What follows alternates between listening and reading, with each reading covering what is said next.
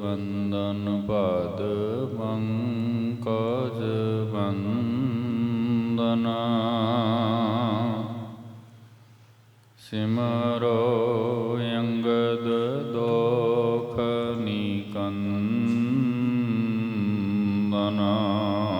ਅਮਰਦਾਸ ਗੁਰ ਹਿਰਦੈ ਧਿਆਵੋ ਹਿਰਦੈ ਧਿਆਵੋ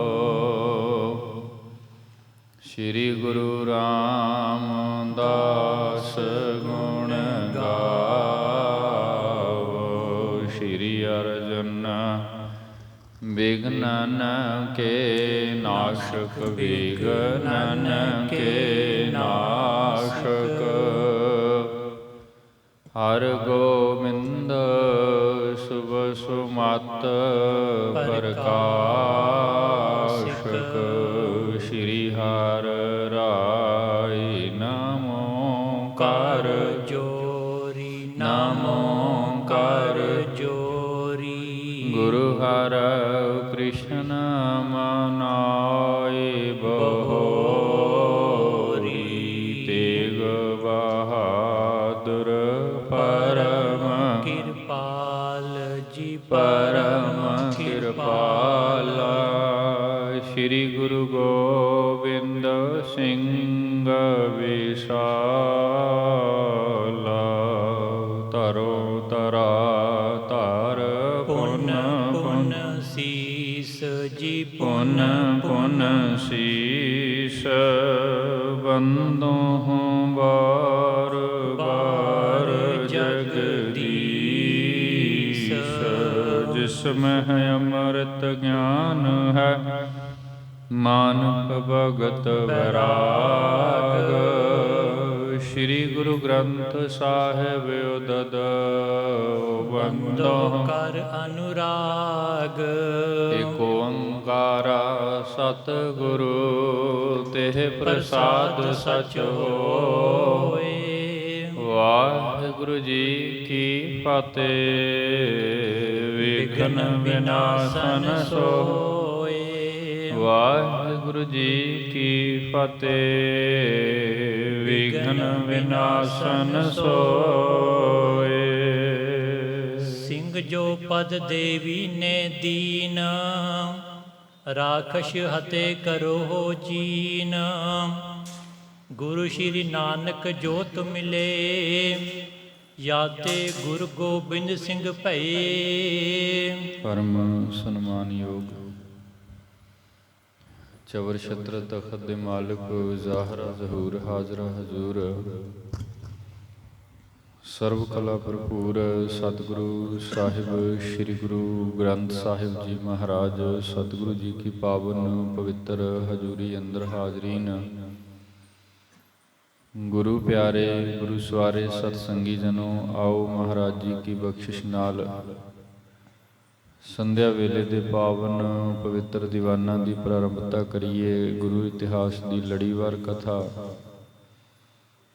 ਜੋ ਕਿ ਬੜੇ ਭਾਵਨਾ ਆਦਮ ਸਹਿਤ ਆਪ ਨਿਤਾ ਭਗਤ ਮਹਾਰਾਜ ਕੇ ਇਹਨਾਂ ਪਵਿੱਤਰ ਅਸਥਾਨਾਂ ਤੇ ਸਰਵਣ ਕਰਦੇ ਹੋ।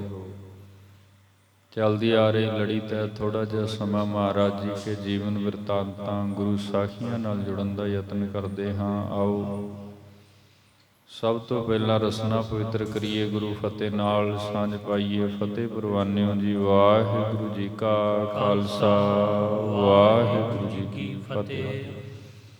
ਕੱਲ੍ਹ ਦਿਆਂ ਦੀਵਾਨਾਂ ਅੰਦਰ ਜਿੱਥੇ ਸੰਪੰਨਤਾ ਹੋਈ, ਸਤਿਗੁਰੂ ਸ੍ਰੀ ਗੁਰੂ ਤੇਗ ਬਹਾਦਰ ਸਾਹਿਬ ਮਹਾਰਾਜ ਜੀ ਕੇ ਗ੍ਰਹਿ ਵਿਖੇ ਸਤਿਗੁਰਾਂ ਦੇ ਸਪੁੱਤਰ ਲਾਲ ਗੋਬਿੰਦ ਰਾਏ ਜੀ ਪ੍ਰਗਟ ਹੋਏ ਹਨ। ਸਤਿਕਾਰਯੋਗ ਮਾਤਾ ਨਾਨਕੀ ਜੀ ਨੇ ਇੱਕ ਪੱਤਰਿਕਾ ਲਿਖ ਕਰਕੇ ਤੇ ਇਹ ਸੁਨੇਹਾ ਆਪਣੇ ਸਪੁੱਤਰ ਸ੍ਰੀ ਗੁਰੂ ਤੇਗ ਬਹਾਦਰ ਸਾਹਿਬ ਮਹਾਰਾਜ ਜੀ ਦੇ ਪਾਸ ਢਾਕੇ ਦੀ ਧਰਤੀ ਤੇ ਭੇਜਿਆ ਸੀ। ਮਹਾਰਾਜ ਨੇ ਪੱਤਰਿਕਾ ਪੜ੍ਹੀ ਤੇ ਮਹਾਰਾਜ ਨੇ ਕਿਹਾ ਵੀ ਅਸੀਂ ਕਾਮਰੂ ਦੇਸ਼ ਦੀ ਮੁਹਿੰਮ ਤੇ ਜਾ ਰਹੇ ਹਾਂ, ਜਲਦੀ ਹੀ ਕਾਰਜ ਸੰਪੂਰਨ ਕਰਕੇ ਵਾਪਸ ਆਵਾਂਗੇ, ਬਾਲਕ ਦੀ ਰੱਖਿਆ ਕਰਨੀ। ਨਾਲ ਹੀ ਮਹਾਰਾਜ ਨੇ ਆਪਣੇ ਮੁਖ ਤੋਂ ਨਵੇਂ ਜਨਮੇ ਹੋਏ ਇਸ ਬਾਲਕ ਦਾ ਨਾਮ ਗੋਬਿੰਦ ਰੱਖ ਦਿੱਤਾ ਸੋ ਇਸ ਵਿਧ ਲਾਲ ਗੋਬਿੰਦ ਰਾਏ ਜੀ ਕੀ ਰੱਖਿਆ ਜੋ ਹੈ ਮਾਤਾ ਨਾਨਕੀ ਜੀ, ਮਾਤਾ ਗੁਜਰ ਕੌਰ ਜੀ, ਸਤਿਗੁਰੂ ਗੁਰੂ ਗੋਬਿੰਦ ਸਿੰਘ ਸਾਹਿਬ ਮਹਾਰਾਜ ਜੀ ਕੇ ਮਾਮਾ ਕਿਰਪਾਲ ਚੰਦ ਜੀ ਆਦਿ ਹੋਰ ਗੁਰੂ ਪਿਆਰ ਵਾਲੇ ਸਿੱਖ ਪਟਨਾ ਸਾਹਿਬ ਦੀ ਧਰਤੀ ਤੇ ਕਰ ਰਹੇ ਹਨ। ਪਾਲਣ ਪੋਸ਼ਣ ਹੋ ਰਿਹਾ ਹੈ। ਨਾਮ ਵੀ ਗੋਬਿੰਦ ਰੱਖਿਆ ਗਿਆ ਹੈ ਕਿਉਂਕਿ ਪ੍ਰਥਮ ਨਾਮ ਮਹਾਰਾਜ ਜੀ का गोविंद राय है। भाई साहब भाई संतोख सिंह जी महाराज जी की परम पवित्र उस्तुत करते हैं। श्री गुरु नानक जोत मलाए याते गोविंद सिंह पाई। सतगुरु गुरु नानक साहब महाराज जी की जोत जिहड़ी पहला 9 शरीरां विच वरत रही है, उही जोत हुण इस घट विच प्रकाश हो रही है। सो इस करके इस बालक का जिहड़ा नाम है बचपन तो ही गोविंद नाम मिलिया है जी। तर हाथन पर कै बिच गोद। बचपन दे विच माता नानकी जी अपने हत्थां दे विच उस लाल जी नूं लै करके कदे गोद विच लै करके खिडाउंदे हन। बारह बार करे परमोद। जिवें एक बच्चे नूं दुलारिया जांदा है, प्यार दे नाल मां नूं कदे चुकदी है, कदे हत्थां दे नाल खिडाउंदी है, कदे सीने नाल लाउंदी है। इस विध लाल गोबिंद राय जी खेड रहे हैं ते मात जी भी अत्यंत प्रसन्न ਹਨ। मुख अरबिंद हसावन करे। ते अपने मुख दे नाल तोतले जिहा बोल बोल करके मात जी बड़े प्यार नाल अपने पोतरे नूं हसाउंदे ਹਨ। लालत बहु बिद ते मुद तरै। ते अजे के अरबला कोई 5-7 दिनां दी है, उम्र बहुत छोटी है। सो ਜਿਵੇਂ ਹੀ ਫਿਰ ਉਸ ਬੱਚੇ ਨੂੰ ਮੁਸਕਰਾਉਂਦਿਆਂ ਹੋਇਆਂ ਵੇਖਦੇ ਨੇ, ਉਸ ਲਾਲ ਗੋਬਿੰਦ ਰਾਏ ਜੀ ਨੂੰ ਬਚਪਨੇ ਦੇ ਵਿੱਚ ਮਾਤਾ ਜੀ ਮੁਸਕਰਾਉਂਦੇ ਆ, ਕਿਉਂਕਿ ਇਸ ਤੋਂ ਬਾਅਦ ਤਾਂ ਇੱਦਾਂ ਛੋਟਾ ਬਾਲਕ ਜਿਹੜਾ ਉਹ ਹੱਸ ਖੇਡ ਨਹੀਂ ਸਕਦਾ। ਸੋ ਲਾਲ ਗੋਬਿੰਦ ਰਾਏ ਜੀ ਦੇ ਮੁਖ ਦੀ ਮੁਸਕਰਾਹਟ ਨੂੰ ਤੱਕ ਕੇ ਹੀ ਮਾਤ ਜੀ, ਮਾਤ ਗੁਜਰ ਕੌਰ ਜੀ, ਮਾਤ ਨਾਨਕੀ ਜੀ ਅਤਿਅੰਤ ਪ੍ਰਸੰਨ ਹੋ ਜਾਂਦੇ ਹਨ।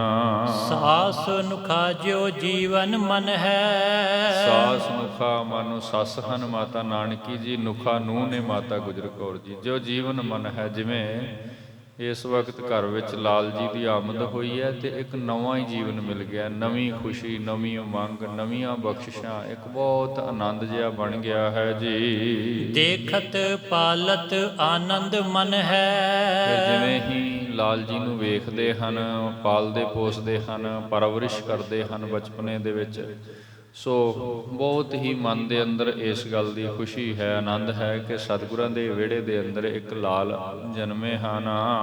ਦੋਨੋਂ ਰਛਿਆ ਕਰਤ ਵਡੇਰੇ।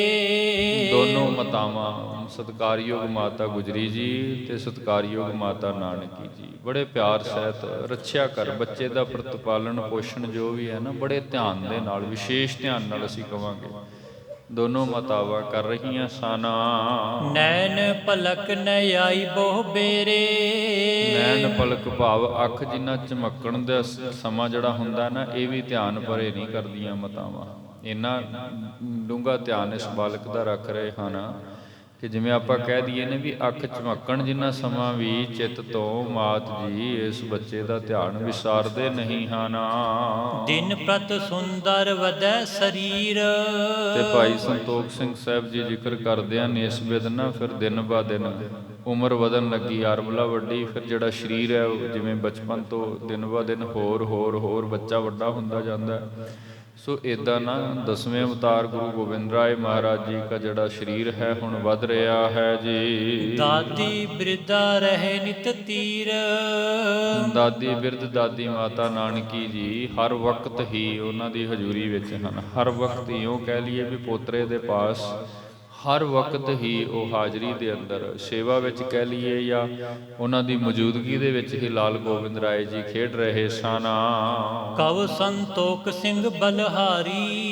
ਇੱਥੇ ਭਾਈ ਸਾਹਿਬ ਭਾਈ ਕਵੀ ਸੰਤੋਖ ਸਿੰਘ ਸਾਹਿਬ ਜੀ ਜ਼ਿਕਰ ਕਰਦੇ ਹਨ, ਅਸੀਂ ਸਦਕੇ ਹਾਂ, ਬਲਿਹਾਰੀ ਹਾਂ, ਕੁਰਬਾਨ ਹੈ ਐਸੀ ਮੂਰਤ ਤੋਂ ਜਿਹੜੇ ਲਾਲ ਗੋਬਿੰਦ ਰਾਏ ਜੀ ਪ੍ਰਗਟੇ ਹਨ, ਤੇ ਜੋ ਉਹਨਾਂ ਦੀ ਸੂਰਤ ਮੂਰਤ ਹੈ, ਜੋ ਉਹਨਾਂ ਦਾ ਦਰਸ਼ਨ ਦੀਦਾਰ ਹੈ, ਜੋ ਉਹਨਾਂ ਦੀ ਸੇਵਾ, ਉਹ ਸਾਰੇ ਕਾਰਜ ਤੋਂ ਅਸੀਂ ਬਲਿਹਾਰੀ ਹਾਂ ਜੀ। ਜਿਸ ਗੁਰ ਅਪਦਾ ਹਰੀ ਹਮਾਰੀ, ਜਿਸ ਗੁਰੂ ਨੇ ਕਿਰਪਾ ਕਰਕੇ ਸਾਡੇ ਜੋ ਵੀ ਆਪਦਾ ਕਹਿ ਲਈਏ ਸੰਕਟ ਨੇ, ਸੰਕਟ ਤੋਂ ਭਾਵ ਜਿਵੇਂ ਅੰਤ ਕਾਲ ਦਾ ਸੰਕਟ ਵੱਡਾ ਹੁੰਦਾ ਮਨੁੱਖ ਦੇ ਜੀਵਨ ਅੰਦਰ, ਸੋ ਜਿਸ ਗੁਰੂ ਨੇ ਕਿਰਪਾ ਕਰਕੇ ਸਾਡੀ ਆਪਦਾ, ਸਾਡੇ ਸੰਕਟ ਮੁਸੀਬਤਾਂ ਹਰ ਲਈਆਂ ਸਨ।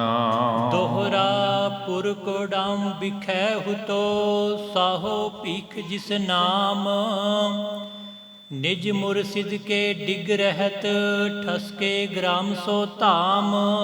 ਹੁਣ ਇਸ ਤੋਂ ਅੱਗੇ ਜਿਹੜੀ ਵਾਰਤਾਲਾਪ ਪ੍ਰਾਰੰਭ ਹੁੰਦਾ, ਜੋ ਸਾਖੀ ਬੋਲ ਪ੍ਰਾਰੰਭ ਹੁੰਦੇ ਨੇ ਨਾ ਗੁਰਮੁਖੋ, ਉਹ ਹੈ ਇੱਕ ਬੜੇ ਹੀ ਮਹਾਨ ਭਾਵਨਾ ਵਾਲੇ ਫਕੀਰ ਦੇ ਜੀਵਨ ਦੇ ਅੰਦਰੋਂ। ਨਾਮ ਵੀ ਮੇਰਾ ਖਿਆਲ ਹੈ ਆਪ ਸੰਗਤ ਨੇ ਸੁਣਿਆ, ਬੜੇ ਜਾਣੂ ਅਸੀਂ ਇਸ ਨਾਮ ਤੋਂ। ਸਾਡੇ ਇਤਿਹਾਸ ਵਿੱਚ ਬੜਾ ਪ੍ਰਬਲ ਨਾਮ ਹੈ ਪੀਰ ਭੀਖਨ ਸ਼ਾਹ।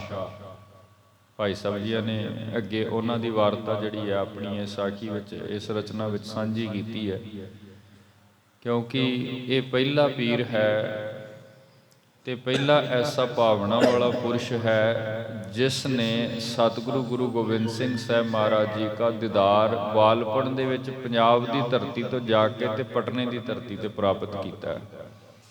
ਵੈਸੇ ਤਾਂ ਇਤਿਹਾਸ ਵਿੱਚ ਬਹੁਤ ਮਿਲਣਗੇ ਜਿਨ੍ਹਾਂ ਨੇ ਭਾਵਨਾ ਸਹਿਤ ਮਹਾਰਾਜ ਜੀ ਕੇ ਦੀਦਾਰ ਪਾਏ, ਦਰਸ਼ਨ ਕੀਤੇ, ਲੇਕਿਨ ਇਹ ਪਹਿਲਾ ਭਾਵਨਾ ਵਾਲਾ ਐਸਾ ਪੁਰਖ ਸੀ ਜਿਸ ਨੇ ਜਨਮਦਿਆਂ ਹੀ, ਭਾਵ ਲਾਲ ਗੋਬਿੰਦ ਰਾਏ ਜੀ ਦੇ ਪ੍ਰਗਟ ਹੁੰਦਿਆਂ ਹੀ, ਆਪਣਾ ਮੁਖ ਪੱਛਮ ਵੱਲੋਂ ਫੇਰ ਕੇ ਤੇ ਪੂਰਬ ਵੱਲ ਨੂੰ ਸਿਜਦੇ ਕਰਨੇ ਸ਼ੁਰੂ ਕਰ ਦਿੱਤੇ ਸਨ। ਤੇ ਜਦੋਂ ਇਹਦੇ ਮੁਰਸ਼ਿਦਾਂ ਨੇ ਪੁੱਛਿਆ ਤੇ ਇਹ ਕਹਿਣ ਲੱਗਾ ਵੀ ਮੈਂ ਜਿਹਨੂੰ ਰੋਜ਼ ਸਿਮਰਨਾ ਉਹ ਪੂਰਬ ਦੀ ਧਰਤੀ ਤੇ ਜਨਮ ਲੈ ਚੁੱਕਾ ਹੈ, ਪ੍ਰਕਾਸ਼ ਹੋ ਚੁੱਕਾ ਹੈ। ਸੋ ਇਸ ਵਿੱਚ ਜਿਵੇਂ ਉਹ ਸਾਰੀ ਵਾਰਤਾ ਹੈ ਨਾ, ਭਾਈ ਸਾਹਿਬ ਜੀਆਂ ਨੇ ਬੜੇ ਵਿਸਤਾਰ ਸਹਿਤ ਆਪਣੀ ਇਸ ਮਹਾਨ ਰਚਨਾ ਗੁਰਪ੍ਰਤਾਪ ਸੂਰਜ ਵਿੱਚ ਸਾਖੀ ਰੂਪ ਦੇ ਅੰਦਰ ਅੰਕਿਤ ਕੀਤੀ ਹੈ। ਉਸ ਦੀ ਪ੍ਰਾਰੰਭਤਾ ਹੁੰਦੀ ਹੈ ਪੁਰ ਕੁੜਾਮ ਵਿਖੇ ਉਤੋਂ ਸ਼ਾਹ ਭੀਖ ਇੱਕ ਪੀਰ। ਕੁੜਾਮ ਨਗਰ ਹੈ ਇੱਧਰ, ਇਹ ਸਾਡੇ ਹੁਣ ਸੰਗਰੂਰ ਦੀ ਰਿਆਸਤ ਦੇ ਵਿੱਚ ਆਉਂਦਾ। ਸੋ ਇੱਥੋਂ ਦਾ ਵਸਿੰਦਾ ਹੈ, ਇੱਥੋਂ ਦਾ ਇਹ ਜੰਮਪਲ ਹੈ, ਇੱਥੋਂ ਦਾ ਇਹ ਰਹਿਣ ਵਾਲਾ ਹੈ। ਲੇਕਿਨ ਮੌਜੂਦ ਸਮੇਂ ਦੇ ਵਿੱਚ ਜਿਸ ਇਸਲਾਮੀ ਸਿਲਸਿਲੇ ਨਾਲ ਜੁੜਿਆ ਹੋਇਆ ਹੈ ਉਹ ਹੈ ਨਗਰ ਠਸਕਾ, ਜਿਹੜਾ ਕਿ ਹੁਣ ਥਾਨੇਸ਼ਰ ਕੁਰੂਕਸ਼ੇਤਰ ਦੀ ਹੱਦ ਦੇ ਵਿੱਚ ਆਉਂਦਾ ਹੈ। ਪੁਰਾਣੇ ਸਮੇਂ ਦੇ ਵਿੱਚ ਇਹ ਕਰਨਾਲ ਦੀ ਤਹਿਸੀਲ ਥਨੇਸ਼ਰ ਵਿੱਚ ਸੀ, ਹੁਣ ਮੌਜੂਦ ਸਮੇਂ ਦੇ ਵਿੱਚ ਕੁਰੂਕਸ਼ੇਤਰ ਜ਼ਿਲ੍ਹਾ ਲੱਗਦਾ ਹੈ। ਉੱਥੋਂ ਦਾ ਇੱਕ ਨਗਰ ਹੈ। ਠਸਕੇ ਨਗਰ ਦੇ ਵਿੱਚ ਇਹਨਾਂ ਦਾ ਇੱਕ ਡੇਰਾ ਹੈ, ਜਾਂ ਉਹ ਕਹਿ ਲਈਏ ਵੀ ਉੱਥੇ ਇਹ ਸਾਰੇ ਰਹਿੰਦੇ ਹਨ। ਤੇ ਉਸ ਸਥਾਨ ਤੇ ਉਸ ਡੇਰੇ ਦੇ ਮੁਖੀ ਦੇ ਵਜੋਂ, ਕਿਉਂਕਿ ਬੜੀ ਪਹੁੰਚਿਆ ਹੋਇਆ ਕਾਮਲ ਫਕੀਰ ਹੈ ਤੇ ਇਹਦੇ ਬਹੁਤ ਸਾਰੇ ਅੱਗੇ ਚੇਲੇ ਹਨ, ਬੇਟੇ, ਜਿਨ੍ਹਾਂ ਨੂੰ ਇਹ ਪ੍ਰੇਰਨਾ ਦਿੰਦਾ ਹੈ, ਜਿਨ੍ਹਾਂ ਨੂੰ ਉਪਦੇਸ਼ ਕਰਦਾ ਹੈ, ਜਿਹੜੇ ਇਹਦੇ ਵੱਲ ਵੇਖ ਕੇ ਫਿਰ ਆਪਣੇ ਧਰਮ ਦਾ ਜੋ ਰੱਬੀ ਕਲਾਮ ਹੈ ਉਹ ਪੜ੍ਹਦੇ ਨੇ, ਧਰਮ ਨੂੰ ਅਪਣਾਉਂਦੇ ਨੇ। ਸੋ ਇਹ ਜਿਹੜਾ ਪੀਰ ਹੈ ਇਹ ਇੱਧਰ ਪੰਜਾਬ ਦੀ ਧਰਤੀ ਦਾ ਵਸਣ ਵਾਲਾ ਸੀ। ਹੈ ਇਹ ਜੰਮਪਲ ਕੁੜਾਮ ਦਾ ਹੈ। ਇਹਦਾ ਪਿੱਛੇ ਜਿਹੜਾ ਖਾਨਦਾਨ ਪਰਿਵਾਰ ਹੈ ਉਹ ਕੁੜਾਮ ਨਗਰ ਵਿੱਚ ਰਹਿੰਦਾ ਹੈ, ਲੇਕਿਨ ਇਹ ਜਿਸ ਡੇਰੇ ਤੇ, ਜਿਸ ਥਾਂ ਤੇ ਰਹਿੰਦਾ ਹੈ ਉਹ ਨਗਰ ਠਸਕਾ ਹੈ ਜੀ। ਚੌਪਈ ਜਿਸ ਦਿਨ ਸ੍ਰੀ ਗੁਰੂ ਜਗ ਬਿਦਤਾਏ। ਅੱਗੇ ਭਾਈ ਸੰਤੋਖ ਸਿੰਘ ਸਾਹਿਬ ਜੀ ਜ਼ਿਕਰ ਕਰਦੇ ਹਨ ਕਿ ਜਿਸ ਦਿਨ ਸਤਿਗੁਰੂ ਸ੍ਰੀ ਗੁਰੂ ਗੋਬਿੰਦ ਸਿੰਘ ਸਾਹਿਬ ਜੀ ਮਹਾਰਾਜ ਜਗਤ ਵਿੱਚ ਪ੍ਰਗਟ ਹੋਏ, ਆਏ ਹਨ, ਜਿਸ ਦਿਨ ਉਹਨਾਂ ਦਾ ਪ੍ਰਕਾਸ਼ ਹੋਇਆ ਹੈ। ਲੋਕ ਮਰਿਆਦ ਹੇਤ ਪ੍ਰਭ ਆਏ। ਲੋਕ ਮਰਿਆਦ, ਇਸ ਧਰਤੀ ਦੀ ਮਰਿਆਦਾ ਨੂੰ ਕਾਇਮ ਕਰਨ ਦੇ ਲਈ, ਜਿਵੇਂ ਮਹਾਰਾਜ ਨੇ ਆਪਣੀ ਰਚਨਾ ਵਿੱਚ, ਆਪਣੀ ਬਾਣੀ ਵਿੱਚ ਵੀ ਲਿਖਿਆ ਨਾ, ਧਰਮ ਚਲਾਵਨ ਸੰਤ ਉਬਾਰਨ, ਦੁਸ਼ਟ ਸਭਨ ਕੋ ਮੂਲ ਉਪਾਰਨ। ਜੋ ਮਰਿਆਦਾ ਕਾਇਮ ਕਰਨ ਦੇ ਲਈ 10ਵੇਂ ਅਵਤਾਰ ਬਾਲਕ ਗੋਬਿੰਦ ਰਾਏ, ਲਾਲ ਗੋਬਿੰਦ ਰਾਏ ਜੀ ਜਿਸ ਦਿਨ ਸੰਸਾਰ ਵਿੱਚ ਪ੍ਰਗਟ ਹੁੰਦੇ ਹਨ। ਭਈ ਪ੍ਰਭਾਤ ਉਰ ਮੈਂ ਲਖ ਭੀਖ। ਹੁਣ ਉਸ ਦਿਨ ਪ੍ਰਭਾਤ ਵੇਲਾ ਹੈ, ਤੇ ਆਪਾਂ ਪਿਛਲੇ ਦੀਵਾਨ ਵਿੱਚ ਵੀ ਇਹ ਸਾਖੀ ਆਪ ਸੰਗਤ ਦੇ ਨਾਲ ਮੈਂ ਸਾਂਝੀ ਕੀਤੀ ਸੀ। ਅੰਮ੍ਰਿਤ ਵੇਲੇ ਪਹਿਰ ਰਾਤ ਰਹਿੰਦਿਆਂ ਸਤਿਗੁਰੂ ਜੀ ਦਾ ਪ੍ਰਕਾਸ਼ ਹੁੰਦਾ ਹੈ। ਇਨਵਾਇਰਮੈਂਟ ਦੇ ਵਿੱਚ ਬੜਾ ਆਨੰਦ ਵੇਖਣ ਨੂੰ ਮਿਲਿਆ। ਠੰਡੀ ਸ਼ੀਤਲ ਹਵਾ ਰਮਕਦੀ ਹੈ, ਜਿਵੇਂ ਕੋਈ ਅਰਸ਼ ਤੋਂ ਕੋਈ ਵੱਖਰਾ ਹੀ ਨਜ਼ਾਰਾ ਬਣ ਗਿਆ। ਇੱਦਾਂ ਇਸੇ ਤਰ੍ਹਾਂ ਹੀ ਨਾ ਪ੍ਰਭਾਤ ਵੇਲਾ ਹੋਇਆ ਹੈ। ਤੇ ਇਹ ਜਿਹੜਾ ਬੰਦਗੀ ਵਾਲਾ ਫਕੀਰ ਹੈ, ਕਿਉਂਕਿ ਫਕੀਰ ਲੋਕ ਜਿਹੜੇ ਹੁੰਦੇ ਨੇ ਨਾ ਗੁਰਮੁਖੋ, ਜਿਹੜੇ ਸੱਚੀ ਸੁੱਚੀ ਭਾਵਨਾ ਵਾਲੇ ਨੇ, ਉਹ ਕਦੇ ਵੀ ਇਹ ਵੇਲਾ ਖੰਜਾਉਂਦੇ ਨਹੀਂ ਨੇ, ਇਸ ਵੇਲੇ ਨੂੰ ਬਹੁਤ ਸਾਂਭਦੇ ਨੇ। ਅੰਮ੍ਰਿਤ ਵੇਲੇ ਦੀ ਜਿਹੜੀ ਬੰਦਗੀ ਹੈ, ਪ੍ਰਭਾਤ ਵੇਲੇ ਦਾ ਜਿਹੜਾ ਸਿਮਰਨ ਹੈ, ਆਪਣੇ ਇਸ਼ਟ ਨੂੰ ਯਾਦ ਕਰਨਾ, ਮਾਲਕ ਨੂੰ ਸਿਮਰਨਾ, ਫਕੀਰ ਲੋਕਾਂ ਦੀ ਬਹੁਤ ਪ੍ਰਬਲ ਬਿਰਤੀ ਹੁੰਦੀ ਹੈ। ਬਾਣੀ ਵਿੱਚ ਵੀ ਮਹਾਰਾਜ ਨੇ ਜ਼ਿਕਰ ਕੀਤਾ ਹੈ ਕਿ ਉਹ ਜਿਹੜੇ ਸੰਤ ਹਨ ਉਹ ਅੰਮ੍ਰਿਤ ਵੇਲੇ ਉੱਠ ਕੇ ਬਹਿ ਜਾਂਦੇ ਨੇ। ਸੋ ਭਈ ਪ੍ਰਭਾਤ ਔਰ ਮੈਂ ਲੱਖ ਵੇਲਾ ਪ੍ਰਭਾਤ ਹੋਈ। ਉਧਰ ਪਟਨੇ ਦੀ ਧਰਤੀ ਤੇ 10ਵੇਂ ਅਵਤਾਰ ਗੋਬਿੰਦ ਰਾਏ ਜੀ ਦਾ ਪ੍ਰਕਾਸ਼ ਹੋ ਰਿਹਾ, ਤੇ ਇੱਧਰ ਪੰਜਾਬ ਦੀ ਧਰਤੀ ਤੇ ਠਸਕੇ ਨਗਰ ਦੇ ਵਿੱਚ ਬੈਠਾ ਹੋਇਆ ਇਹ ਫਕੀਰ ਕੁਝ ਅਜੀਬ ਤੱਕਦਾ ਹੈ ਜੀ। ਅਵਤਰਿਓ ਨਰ ਬਰ ਦੇ ਸੀਖ, ਅਵਤਰਿਓ ਨੂੰ ਅੰਤਰਾਤਮਾ ਤੋਂ ਹੀ ਇਹਨੂੰ ਕੁਝ ਮਹਿਸੂਸ ਹੋਇਆ, ਇਹਨੂੰ ਪਤਾ ਲੱਗਾ ਵੀ ਅੱਜ ਕੁਝ ਵੱਖਰਾ ਹੋ ਰਿਹਾ ਇਸ ਸੰਸਾਰ ਦੇ ਵਿੱਚ। ਅੱਜ ਆਮ ਦਿਨਾਂ ਨਾਲੋਂ ਇਹ ਦਿਨ ਕੋਈ ਨਵੇਕਲਾ, ਕੋਈ ਵੱਖਰਾ ਦਿਨ ਹੈ। ਇਸ ਦਿਨ ਦੇ ਅੰਦਰ ਕੋਈ ਰੱਬੀ ਪੁਰਖ, ਕੋਈ ਮਹਾਨ ਆਤਮਾ ਇਸ ਸੰਸਾਰ ਦੇ ਵਿੱਚ ਉਤਰ ਰਹੀ ਹੈ, ਪ੍ਰਗਟ ਹੋ ਰਹੀ ਹੈ। ਤੁਰਕਨ ਕੁਮਤ ਕਰੀ ਹੈ ਕੂਰੇ, ਤੇ ਇਹ ਜਾਣਦਾ ਵੀ ਹੈ, ਕਿਉਂਕਿ ਫਕੀਰ ਬਿਰਤੀ ਹੈ ਨਾ, ਇਹਨੂੰ ਪਤਾ ਹੈ ਵੀ ਜਿਹੜੇ ਤੁਰਕ ਲੋਕ ਨੇ, ਜਿਨ੍ਹਾਂ ਦਾ ਮੌਜੂਦ ਸਮੇਂ ਦੇ ਵਿੱਚ ਇੱਥੇ ਰਾਜ ਹੈ, ਹਕੂਮਤ ਕਰਦੇ ਨੇ ਜਿਹੜੇ, ਉਹ ਇਤਨੇ ਕੁਮਤ ਦੇ ਧਾਰਨੀ ਹੋ ਚੁੱਕੇ ਨੇ ਕਿ ਹਰ ਵਕਤ ਹੀ ਪਾਪ ਕਰ ਰਹੇ ਹਨ। ਕ੍ਰੋਧੀ ਕੁਤਸਤ ਕਰ ਮਨ ਕਰੂਰੇ, ਬੜੀ ਨਿੰਦਿਆ ਕਰਦੇ ਹਨ, ਬੜੇ ਕ੍ਰੋਧੀ ਹਨ, ਬਿਨਾਂ ਮਤਲਬ ਤੋਂ ਹੀ, ਬਿਨਾਂ ਕਿਸੇ ਗੱਲ ਤੋਂ ਹੀ ਲੋਕਾਂ ਦੇ ਉੱਪਰ, ਆਮ ਪ੍ਰਜਾ ਦੇ ਉੱਪਰ ਤਸ਼ੱਦਦ ਆਦਿ ਕਰਦੇ ਹਨ।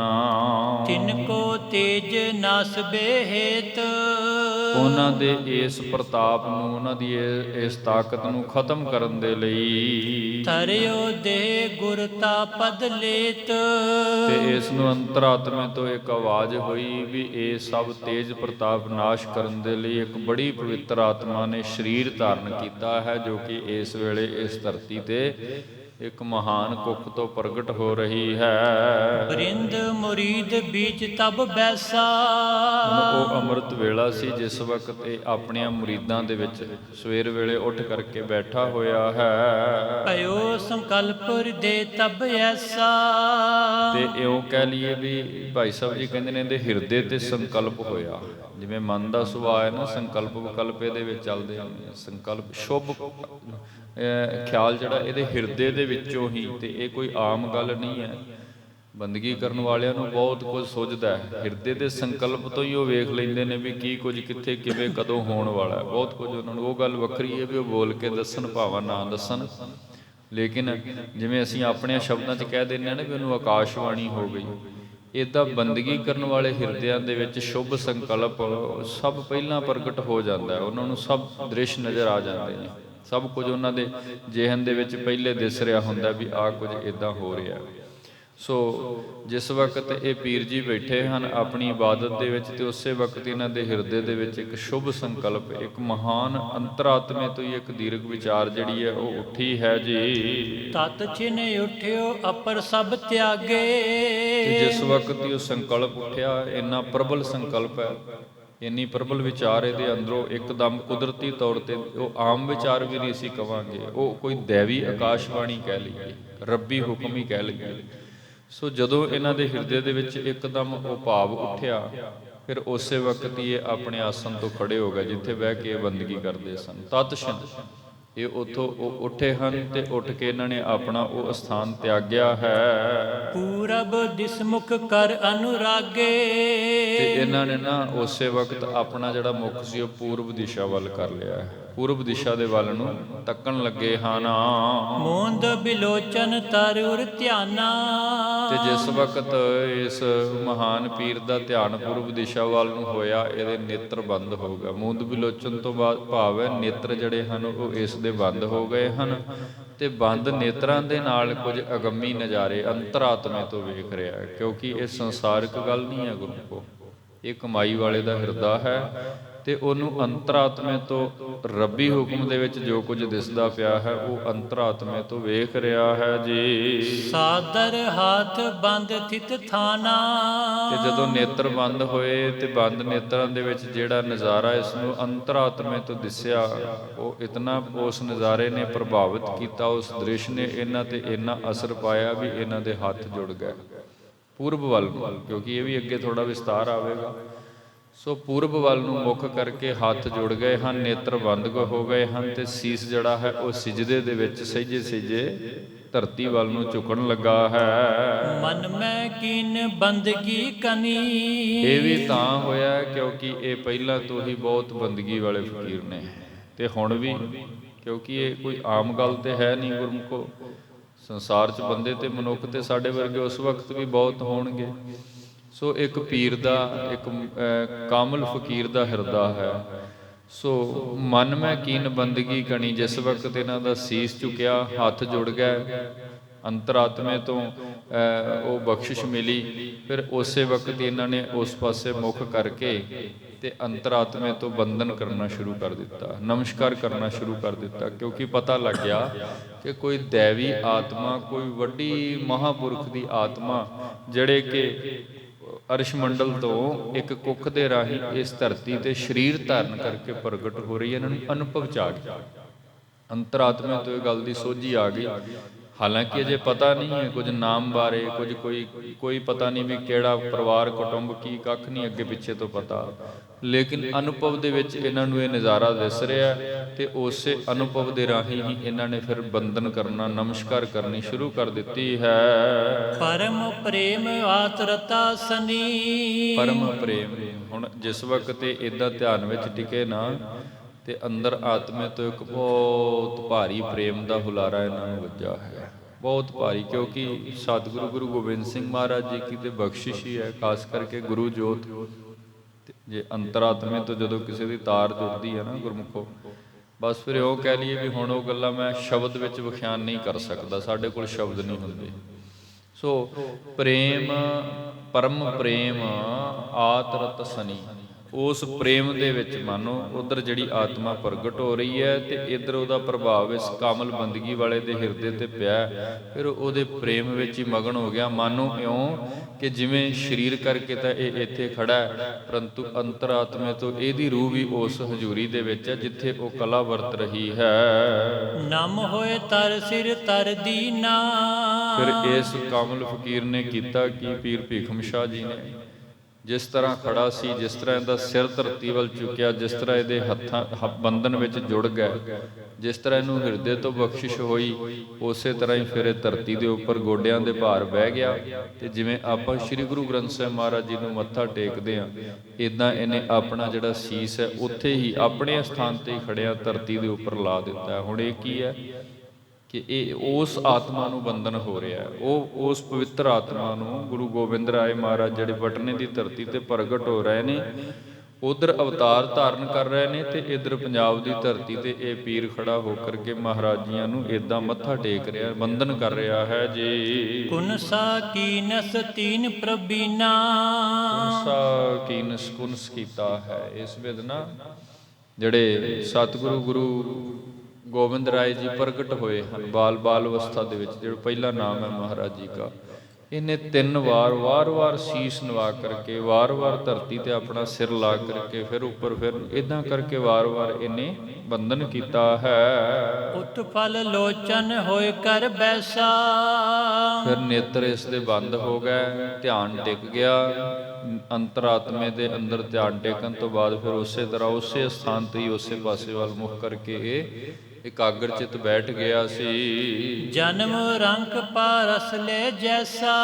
ਭਾਈ ਸਾਹਿਬ ਜੀ ਕਹਿਣ ਲੱਗੇ, ਮਾਨੋ ਇਸ ਫਕੀਰ ਦਾ ਜਿਹੜਾ ਤਪ ਸੀ, ਇਹਦੀ ਜਿਹੜੀ ਬੰਦਗੀ ਸੀ, ਇੱਥੇ ਸਫਲ ਹੋ ਗਈ। ਜਨਮ ਰੰਕ, ਕਿਉਂਕਿ ਜਨਮ ਤੋਂ ਤੇ ਇਹ ਇਉਂ ਸਮਝ ਲਈਏ ਵੀ ਜੂਨ ਤੱਕ ਮਨੁੱਖ ਦੀ ਭਿਖਾਰੀ ਵਾਲੀ ਆ ਨਾ ਜੀ, ਆਪਾਂ ਸਾਰੀ ਉਮਰ ਮੰਗਦੇ ਹੀ ਰਹਿੰਦੇ ਆ, ਲੇਕਿਨ ਜਦੋਂ ਕਿਸੇ ਭਿਖਾਰੀ ਨੂੰ ਕੋਈ ਪਾਸਵੱਟੀ ਲੱਭ ਜਾਏ ਫਿਰ ਧਨ ਦੀ ਕਮੀ ਨਹੀਂ ਰਹਿੰਦੀ। ਜਿਵੇਂ ਮਹਾਰਾਜ ਬਾਣੀ ਵਿੱਚ ਕਹਿੰਦੇ ਨੇ ਨਾ, ਜਿਹਨੂੰ ਬੰਦਗੀ ਮਿਲ ਗਈ, ਬੰਦਗੀ ਦੇ ਵਿੱਚ ਜ਼ਿੰਦਗੀ ਮਿਲ ਗਈ, ਜ਼ਿੰਦਗੀ ਤੋਂ ਭਾਵ ਹੈ ਜਿਹਨੂੰ ਬੰਦਗੀ ਦੇ ਵਿੱਚ ਦਰਸ਼ਨ ਮਿਲ ਗਿਆ। ਜਿਵੇਂ ਮਹਾਰਾਜ ਬਾਣੀ ਵਿੱਚ ਕਹਿੰਦੇ ਨੇ, ਮਾਈ ਧਨ ਪਾਇਓ ਹਰ ਨਾਮ, ਮਨ ਮੇਰੋ ਧਾਵਨ ਤੇ ਛੁਟ ਜੋ ਕਰ ਬੈਠੋ ਵਿਸ਼ਰਾਮ।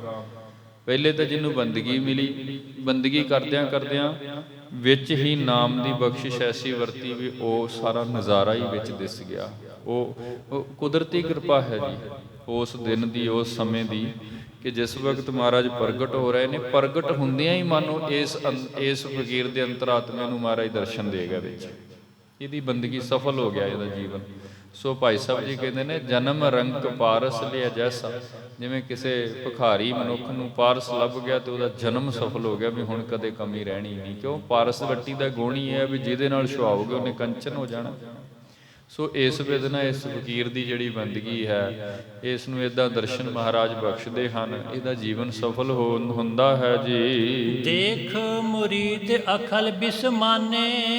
ਹੁਣ ਜਿਸ ਵਕਤ ਇਹ ਸਭ ਕੁਝ ਹੋ ਰਿਹਾ ਸੀ, ਕਿਉਂਕਿ ਇਹਦੇ ਮੁਰੀਦ, ਮੈਂ ਪਹਿਲਾਂ ਵੀ ਬੇਨਤੀ ਕੀਤੀ, ਇਹਦੇ ਬਹੁਤ ਸਾਰੇ ਮੁਰੀਦ ਨੇ ਇਹਦੇ ਡੇਰੇ ਤੇ। ਸੋ ਜਿਸ ਵਕਤ ਇਹ ਭਾਵਨਾ ਦੇ ਵਿੱਚ ਨਿਵਿਆ ਹੈ, ਇਹਨੂੰ ਆਪਣੀ ਤੇ ਸੁੱਧ ਬੁੱਧ ਗਈ ਚਲੀ, ਆਪਣਾ ਇਹਦਾ ਸਭ ਭਾਵ ਗਵਾਚ ਗਿਆ। ਇਹਦੇ ਅੰਦਰ ਜੋ ਕੁਝ ਚੱਲ ਰਿਹਾ ਕੇਵਲ ਤੇ ਕੇਵਲ ਉਸ ਪਵਿੱਤਰ ਆਤਮਾ ਦਾ, ਗੁਰੂ ਜੋਤ ਦਾ ਧਿਆਨ ਚੱਲ ਰਿਹਾ, ਤੇ ਉਸ ਧਿਆਨ ਦੇ ਵਿੱਚ ਹੀ ਇਹ ਪਹਿਲੇ ਹੱਥ ਜੋੜਦਾ, ਸੀਸ ਨਵਾਉਂਦਾ, ਧਰਤੀ ਤੇ ਵਾਰ-ਵਾਰ ਨਮਸਕਾਰ ਕਰਦਾ, ਉੱਠਦਾ, ਫਿਰ ਕਰਦਾ, ਫਿਰ ਕਰਦਾ, ਏਦਾਂ ਵਾਰ-ਵਾਰ। ਇਹ ਸਭ ਕੁਝ ਕਰਦਿਆਂ ਇਹਦੇ ਜਿਹੜੇ ਮੁਰੀਦ ਨੇ ਉਹ ਇਹਦੇ ਵੱਲ ਵੇਖ ਰਹੇ ਨੇ ਵੀ ਅੱਜ ਸਾਡੇ ਮੁਰਸ਼ਿਦ ਨੂੰ ਕੀ ਹੋਇਆ। ਕਿਉਂਕਿ ਮੈਂ ਪਹਿਲੀ ਬੇਨਤੀ ਤਾਂ ਇਹ ਕਰਦਾ ਗੁਰਮੁਖੋ, ਇਸਲਾਮ ਜਿਹੜਾ ਹੈ ਨਾ, ਉਹ ਆਪਣਾ ਪਵਿੱਤਰ ਜਿਹੜਾ ਸਥਾਨ ਹੈ ਮੱਕੇ ਕਾਬੇ ਨੂੰ ਮੰਨਦਾ ਹੈ, ਤੇ ਉਹ ਸਥਾਨ ਹੈ ਪੱਛਮ ਵੱਲ ਲਹਿੰਦੇ ਪਾਸੇ।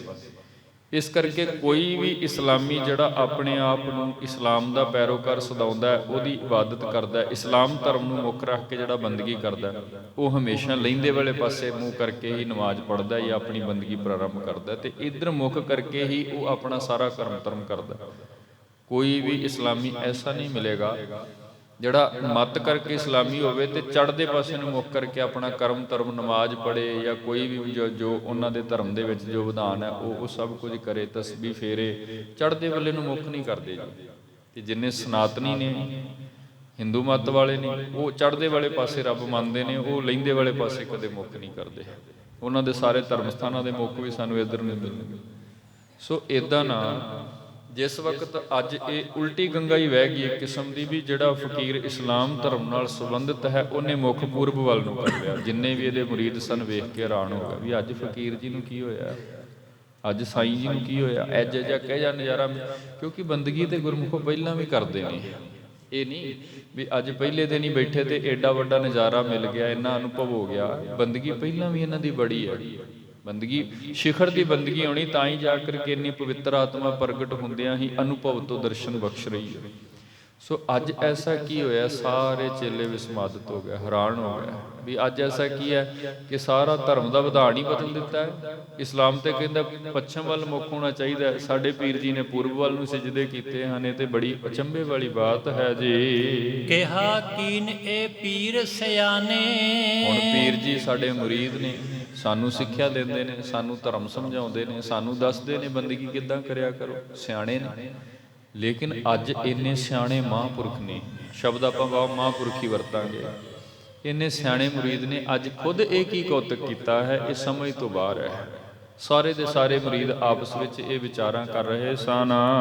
ਇਤ ਦਿਸ ਕਿਸ ਕੋ ਸੀਸ ਨਿਵਾਇਓ। ਇਤ ਦਿਸ ਤੋਂ ਭਾਵ ਹੈ ਅੱਜ ਚੜ੍ਹਦੇ ਵੱਲ ਇਹਨਾਂ ਨੇ ਕਿਸ ਖੁਦਾ ਨੂੰ ਯਾਦ ਕੀਤਾ ਹੈ, ਕਿਹੜੇ ਇਸ਼ਟ ਨੂੰ ਯਾਦ ਕੀਤਾ ਹੈ। ਕਿਉਂਕਿ ਇਸਲਾਮ ਮੁਹੰਮਦ ਸਾਹਿਬ ਜੀ ਨੂੰ ਯਾਦ ਕਰਦੇ ਨੇ, ਉਹਨਾਂ ਦਾ ਹੀ ਕਲਾਮ ਪੜ੍ਹਦੇ ਨੇ, ਮੁਹੰਮਦ ਰਸੂਖ ਵਾਲੇਕੁਮ ਅਸਲਾਮ, ਇੱਦਾਂ ਕਰਕੇ ਜੋ ਅੱਗੇ ਜੋ ਨਮਾਜ਼ ਦੀ ਪ੍ਰਕਿਰਿਆ, ਉਹ ਜੋ ਮੰਤਰ ਉਹਨਾਂ ਦਾ ਹੈ। ਸੋ ਅੱਜ ਇਹਨਾਂ ਨੇ ਆਪਣਾ ਮੁੱਖ, ਉਹਦੀ ਦਿਸ਼ਾ ਬਦਲ ਦਿੱਤੀ ਹੈ। ਸੋ ਇਹ ਕਿਉਂ ਕੀਤਾ ਹੈ, ਕੀ ਕਾਰਨ ਹੈ, ਅਜੇ ਤੱਕ ਜਿਤਨੇ ਵੀ ਮੁਰੀਦ ਹਨ ਉਹਨਾਂ ਨੂੰ ਇਹ ਗੱਲ, ਇਹ ਰਮਜ ਪਕੜ ਵਿੱਚ ਨਹੀਂ ਹੈ ਜੀ। ਜਥਾ ਪ੍ਰਾਤ ਹਿੰਦੁਨ ਕੋ ਪਾਇਓ। ਤੇ ਵੇਖ ਕੇ ਹੈਰਾਨ ਹੁੰਦੇ ਨੇ ਵੀ ਇਹ ਰਹੁ ਰੀਤੀ ਤਾਂ ਹਿੰਦੂਆਂ ਵਾਲੀ ਹੈ, ਕਿਉਂਕਿ ਪੂਰਬ ਵੱਲ ਨੂੰ ਤੇ ਉਹ ਮੁੱਖ ਕਰਕੇ ਸਿਜਦੇ ਕਰਦੇ ਹਨ। ਸੋ ਰਹੁ ਰੀਤ ਜੋ ਕੀਤੀ ਹੈ ਉਹ ਤੇ ਹਿੰਦੂਆਂ ਦੇ ਧਰਮ ਵਾਲੀ ਹੈ, ਤੇ ਹਨ ਇਹ ਇਸਲਾਮ ਦੇ ਪੈਰੋਕਾਰ, ਇਸਲਾਮੀ ਹਨ, ਧਰਮ ਕਰਕੇ ਉਹਨੂੰ ਉਸ ਧਰਮ ਦੇ ਮੁਰੀਦ ਹਨ। ਸੋ ਇਹ ਇੱਕ ਅਚੰਭੇ ਵਾਲੀ ਬਾਤ ਹੈ, ਜੋ ਫਿਰ ਆਪਣੇ ਮੁਰਸ਼ਿਦ ਤੋਂ, ਆਪਣੇ ਸਾਈਂ ਤੋਂ ਇਹ ਸਾਰੇ ਦੇ ਸਾਰੇ ਮੁਰੀਦ ਪੁੱਛਦੇ ਹਨ ਜੀ। ਪਸਚਮ ਦਿਸਕੋ ਪ੍ਰਿਸ਼ਟੀ ਫੇਰ, ਆਪ ਜੀਆਂ ਨੇ ਪੱਛਮ ਦੇਸ਼ ਭਾਵ ਲਹਿੰਦੇ ਵਾਲੇ ਪਾਸੇ ਤੋਂ ਆਪਣੀ ਦ੍ਰਿਸ਼ਟੀ ਕਿਉਂ ਫੇਰੀ ਹੈ। ਭਏ ਨਮਰ ਓ ਚੱਕਿਆ ਹੇਰ, ਫਿਰ ਐਸਾ ਕੀ ਦਿਸਿਆ ਇਸ ਪਾਸੇ ਨੂੰ, ਕਿਉਂਕਿ ਉੱਥੇ ਜੇ ਸਾਹਮਣੇ ਵੇਖਣਗੇ ਤੇ ਕੁਝ ਵੀ ਨਹੀਂ ਹੈ ਗੁਰਮੁਖੋ, ਇਹ ਤਾਂ ਅੰਤਰਾਤਮੇ ਦਾ ਇੱਕ ਅਨੁਭਵ ਹੈ ਉਹਨਾਂ ਦਾ।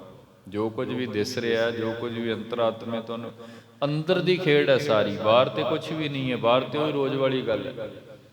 ਹੁਣ ਮੁਰੀਦ ਕੀ ਜਾਣਨ ਵੀ ਕੀ ਕੁਝ ਹੋਇਆ ਤੇ ਕਿਵੇਂ ਕਿਉਂ ਕੀਤਾ ਇਹਨਾਂ ਨੇ। ਫਿਰ ਵੀ ਭਏ ਨਿਮਰ ਉਹ ਚੱਕਿਆ ਹੇਰ, ਇਹ ਤੇ ਸਾਡੇ ਲਈ ਇੱਕ ਹੈਰਾਨ ਕਰਨ ਵਾਲੀ ਗੱਲ ਹੈ ਵੀ ਇੰਨੀ ਇਹਨਾਂ ਨੇ ਇਸ ਢੰਗ ਦੇ ਨਾਲ ਇਸ ਪਾਸੇ ਵੱਲ ਮੁੱਖ ਕਰਕੇ ਬੰਦਨਾ ਕੀਤੀ ਹੈ, ਲੇਕਿਨ ਅਜੇ ਤੱਕ ਕੁਝ ਪਕੜ ਵਿੱਚ ਨਹੀਂ ਹੈ ਜੀ। ਹਾਥ ਜੋਰ ਪੁੱਛਿਓ ਪੁਨ ਪੀਖ, ਫਿਰ ਜਿਹੜੇ ਇਹਨਾਂ ਦੇ ਮੁਰੀਦ ਸਨ ਨਾ ਗੁਰਮੁਖੋ, ਉਹਨਾਂ ਨੇ ਹੱਥ ਜੋੜ ਕੇ ਆਪਣੇ ਮੁਰਸ਼ਿਦ ਤੋਂ ਪੁੱਛਿਆ, ਕਹਿ ਲਗੇ ਸਾਈਂ ਭੀਖਨ ਸ਼ਾਹ ਜੀ ਇਹ ਰਮਜ ਸਾਨੂੰ ਵੀ ਸਮਝਾਓਗੇ, ਜੋ ਕੁਝ ਤੁਹਾਡੇ ਨਾਲ ਜਿਸ ਢੰਗ ਦੇ ਨਾਲ ਅੱਜ ਤੁਸੀਂ ਸਵੇਰ ਦੀ ਬੰਦਗੀ ਸੰਪੂਰਨ ਕੀਤੀ ਹੈ, ਇਹਦੇ ਪਰਥਾਏ ਸਾਨੂੰ ਵੀ ਦੱਸੋ, ਕਿਉਂਕਿ ਇਸਲਾਮ ਤੇ ਪੂਰਬ ਵੱਲ ਨੂੰ ਸਾਨੂੰ ਇਜਾਜ਼ਤ ਨਹੀਂ ਦਿੰਦਾ ਹੈ। ਪ੍ਰਥਮ ਨਾ ਤੁਮਰੀ ਏ ਬਿਦ ਦੀਖ, ਤੇ ਹੁਣ ਤੱਕ ਜਦੋਂ ਤੋਂ ਅਸੀਂ ਆਪ ਜੀ ਕੀ ਹਜ਼ੂਰੀ ਵਿੱਚ ਸੇਵਾ ਵਿੱਚ ਟਿਕੇ ਆ, ਆਪ ਜੀ ਕੇ ਪਾਸ ਆਏ ਆ, ਅੱਜ ਪਹਿਲੀ ਵਾਰ ਇਹ ਕੌਤਕ ਵੇਖਣ ਨੂੰ ਮਿਲਿਆ ਹੈ। ਪਹਿਲਾਂ ਕਦੇ ਨਹੀਂ ਵੇਖਿਆ ਅਸੀਂ ਵੀ ਆਪ ਇਸ ਪਾਸੇ ਵੱਲ ਇਦਾਂ ਇੰਨੇ ਪਿਆਰ ਵਿੱਚ, ਇੰਨੇ ਅਨੁਭਵ ਚ ਆ ਕੇ ਕੋਈ ਸਿਜਦਾ ਕਰਦੇ ਹੋ। ਪ੍ਰਥਮ ਐਸਾ ਅਗੰਮੀ ਕੌਤਕ ਵੇਖਣ ਨੂੰ ਮਿਲਿਆ ਹੈ। ਆਪ ਕਿਰਪਾ ਕਰ ਇਹਦਾ ਕਾਰਨ ਦੱਸੋ ਜੀ। ਉਠੈ ਪ੍ਰਾਤ ਹਿੰਦੂ ਕਰ ਜੋਰ, ਉਠੈ ਪ੍ਰਾਤ ਜਦੋਂ ਹਿੰਦੂ ਲੋਕ ਸਨਾਤਨੀ ਮੱਤ ਦੇ ਧਾਰਨੀ ਲੋਕ ਜਦੋਂ ਉੱਠਦੇ ਨੇ ਨਾ, ਉਹ ਪੂਰਬ ਵੱਲ ਨੂੰ, ਆਪਾਂ ਵੇਖਦੇ ਹਾਂ ਸੂਰਜ ਨੂੰ ਪਾਣੀ ਚੜਾਉਂਦੇ ਨੇ, ਇੱਧਰ ਨੂੰ ਮੱਥੇ ਚੜ੍ਹਦੇ ਵੱਲ ਨੂੰ ਮੁੱਖ ਕਰਕੇ ਉਹ ਸਾਰੀ ਆਪਣੀ ਬੰਦਗੀ ਜਿਹੜੀ ਹੈ ਨਾ ਇੱਦਾਂ ਸ਼ੁਰੂ ਕਰਦੇ ਨੇ। ਸੋ ਇਹ ਰੋਹ ਰੀਤਾਂ ਅਨਮਤ ਦੀ ਹੈ ਜੀ। ਬੰਧਨ ਕਰੈ ਸਕਲ ਇਤਿਓਰ, ਉਹ ਸਾਰੇ ਦੇ ਸਾਰੇ ਇਸ ਦਿਸ਼ਾ ਵੱਲ ਨੂੰ ਮੁੱਖ ਕਰਕੇ ਆਪਣੀ ਜੋ ਨਮਸਕਾਰ ਹੈ, ਬੰਦਨਾ ਆਦਿਕ ਹੈ, ਉਹ ਕਰਦੇ ਹਨ। ਹਮ ਪਛਮ ਦਿਸ ਸੀਸ ਨਿਵਾਏ, ਤੇ ਸਾਡੇ ਮੱਤ ਵਾਲੇ ਜਿਤਨੇ ਇਸਲਾਮੀ ਹਨ ਉਹ ਸਭ ਪੱਛਮ ਵੱਲ ਨੂੰ, ਉਹ ਉੱਠਦੇ ਹੀ ਪੱਛਮ ਵੱਲ ਨੂੰ ਮੁੱਖ ਕਰਕੇ ਮੁਹੰਮਦੁਲ ਰਸੂਲ ਕਿੱਦਾਂ ਕਰਕੇ ਯਾਦ ਕਰਦੇ ਹਨ ਆਪਣੀ ਇਸ ਨੂੰ। ਸੋ ਸਾਡੇ ਵਾਲੇ ਜਿਤਨੇ ਵੀ ਹਨ ਇਸਲਾਮੀ, ਉਹ ਸਭ ਪੱਛਮ ਦਿਸ ਵੱਲ ਨੂੰ ਹੀ ਸਿਜਦਾ ਕਰਦੇ ਹਨ। ਆਪਨ ਦੀਨ ਕੋ ਰਾਖੈ ਪਾਏ, ਤੇ ਆਪਣਾ ਆਪਣਾ ਧਰਮ ਆਪਣੇ ਆਪਣੇ ਮੁਖੀ ਜੋ ਇਸ਼ਟ ਹੈ ਜਿਹਨੇ ਚਲਾਇਆ ਹੁੰਦਾ ਹੈ, ਉਹਦੇ ਅਨੁਸਾਰ ਸਭ ਨੂੰ ਚੰਗਾ ਲੱਗਦਾ ਹੈ। ਜਿਵੇਂ ਸਨਾਤਨੀਆਂ ਨੂੰ ਮੰਨਦੇ ਹਨ ਆਪਣੇ ਦੇਵਤਿਆਂ ਨੂੰ, ਤੇ ਉਹਨਾਂ ਨੇ ਕਿਹਾ ਵੀ ਇੱਧਰ ਨੂੰ ਕਰਕੇ ਤੂੰ ਇੱਧਰ ਮੰਨ ਲੈਂਦੇ। ਤੇ ਜੇ ਇਸਲਾਮੀ ਨੇ ਤੇ ਮੁਹੰਮਦ ਸਾਹਿਬ ਇੱਧਰ ਉਹਨਾਂ ਦੇ ਪਵਿੱਤਰ ਸਥਾਨ ਮੱਕਾ ਮਦੀਨਾ ਆਦਿ ਬਗਦਾਦ ਲਹਿੰਦੇ ਵਾਲੇ ਪਾਸੇ ਤੋਂ ਇੱਧਰ ਨੂੰ ਮੰਨਦੇ ਹਨ। ਆਪਣਾ ਆਪਣਾ ਧਰਮ ਤੇ ਸਭ ਕਿਸੇ ਨੂੰ ਆਪਣੇ ਢੰਗ ਨਾਲ ਪਿਆਰਾ ਹੁੰਦਾ।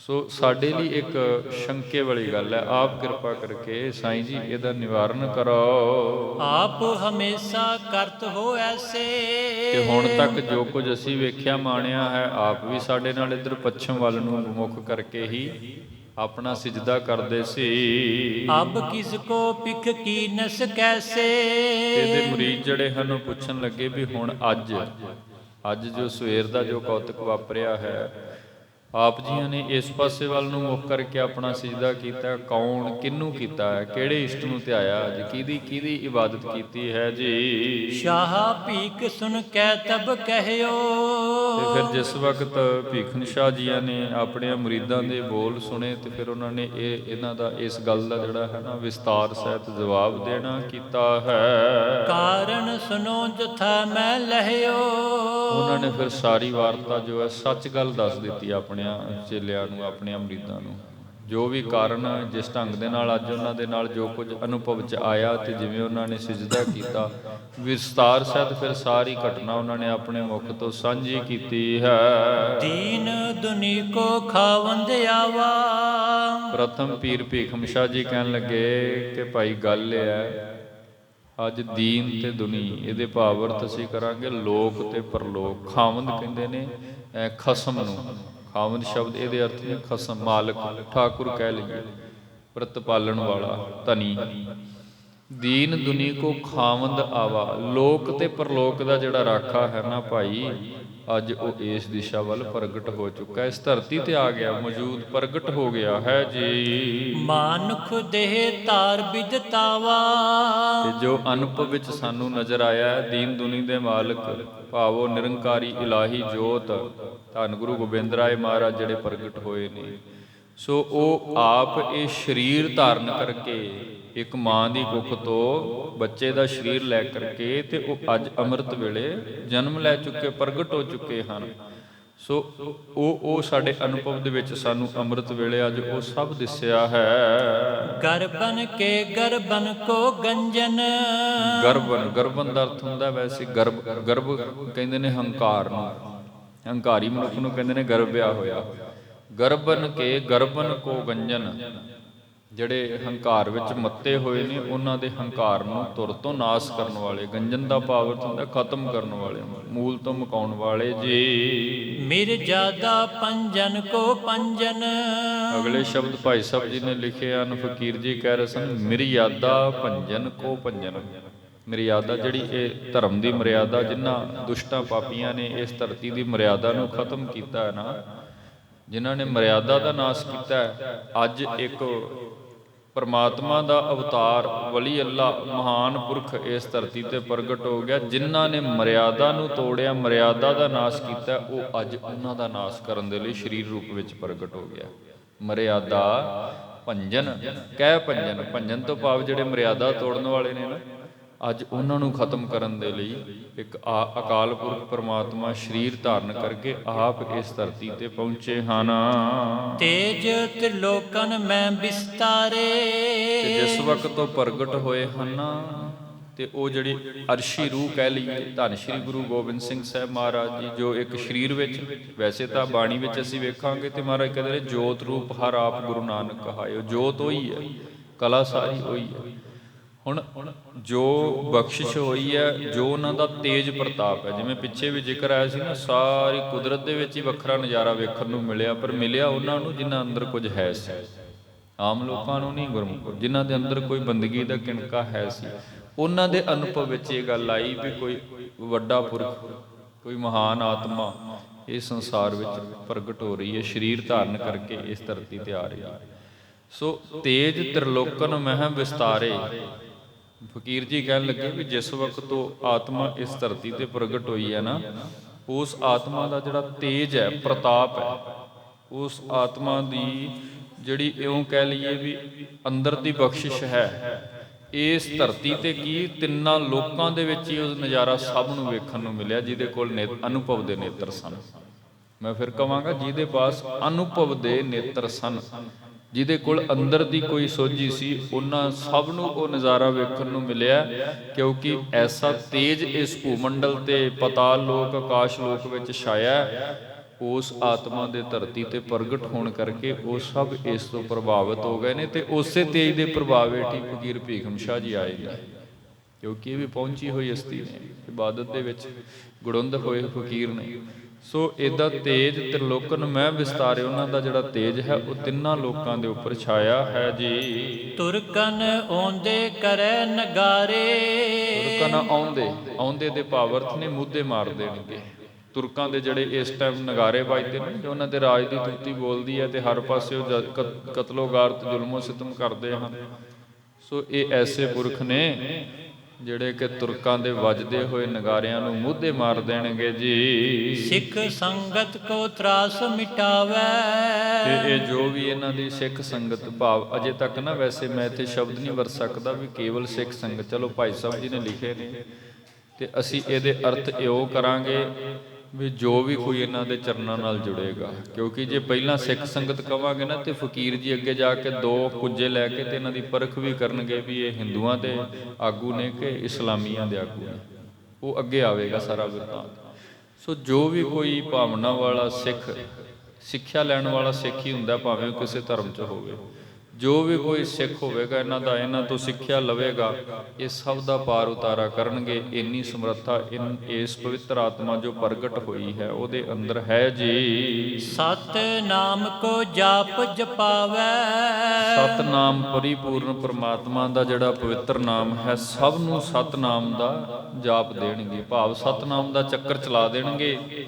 ਤੇ ਜੋ ਵੀ ਕੋਈ ਮਹਾਰਾਜ ਕੀ ਚਰਨਾਂ ਦੇ ਵਿੱਚ ਆਵੇਗਾ, ਮਹਾਰਾਜ ਕੀ ਬਖਸ਼ਿਸ਼ ਵਿੱਚ ਜੁੜੇਗਾ, ਉਹ ਸਭ ਇਸ ਨਾਮ ਦੇ ਪ੍ਰਭਾਵ ਹੇਠ ਆਨੰਦ ਮਾਣੇਗਾ। ਸਤਨਾਮ ਦਾ ਜਾਪ ਜਪਾਉਣਗੇ ਜੀ। ਆਪਣੋ ਪੰਥ ਜਗਤ ਵਿਦਤਾਵੈ। ਇਹ ਆਪਣਾ ਇੱਕ ਪੰਥ, ਜਾਂ ਜਿਵੇਂ ਆਪਾਂ ਅੱਗੇ ਆ ਕੇ ਵੇਖਾਂਗੇ ਮਹਾਰਾਜ ਕੇ ਜੀਵਨ ਚੋਂ ਖਾਲਸਾ ਪੰਥ ਪ੍ਰਗਟ ਹੁੰਦਾ ਪਿਆ। ਇਹ ਗੁਰੂ ਨਾਨਕ ਸਾਹਿਬ ਜੀਆਂ ਦਾ ਜਿਹੜਾ ਪੰਥ ਹੈ ਨਾ, ਇਹਦਾ ਜਗਤ ਦੇ ਵਿੱਚ ਬਹੁਤ ਪ੍ਰਚਾਰ ਕਰਨਗੇ ਜੀ। ਇਕ ਮਤ ਕਰਤ ਤੀਨ ਦਿਖਰਾਵੈ ਹੈ। ਇੱਕ ਮਤ ਕਰਤ, ਇੱਥੇ ਬਚਨ ਵਰਤੇ ਨੇ ਭਾਈ ਸਾਹਿਬ ਜੀਆਂ ਨੇ, ਇੱਕ ਮਤ ਕਰਤ।